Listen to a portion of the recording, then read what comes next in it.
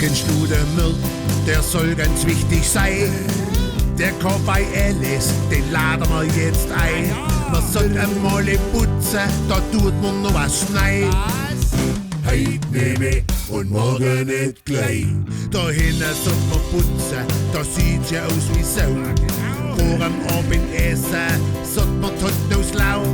Irgendwie ist gar nichts gemacht, was ist denn da los? Hat's dann nur vergessen, ich mein ja bloß. Heute nehme und morgen nicht gleich. Immer diese Mädel, das muss doch gar nicht sein. Dann bleiben wir noch halt hocken, komm schenk noch mehr ein.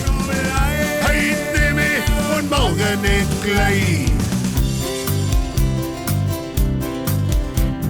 So ein super Müll sollte einfach jeder haben. Genau. Weil so ein Allrounder anscheinend alles kann. Auf Putzen, Saugen, Socken fliegen, bring mir mal ein Bier. Oder zwei. Keiner da, was ist da los? Wo ist denn jetzt der Müll? Oder drei. Das müsst man aber wissen. Guck, wie man das kann. Ja, komm, gleich Bier. Hat man das verschlampert? Na, fängst von vorne an. Bring der Kasten. Nix ist gemacht, nix passiert und dreckig ist das Geschirr. Aha. Meine Frage lautet, wer ist denn jetzt der Müll? Heute nehme und morgen nicht gleich. Immer diese Mädel, das muss doch gar nicht sein. Dann bleiben wir noch halt hocken, komm schenk noch mehr ein. Heute nehme und morgen nicht gleich.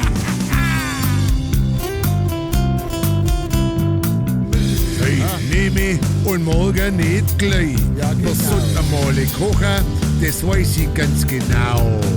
Das weiß ich ganz genau, wo ist denn jetzt meine Frau?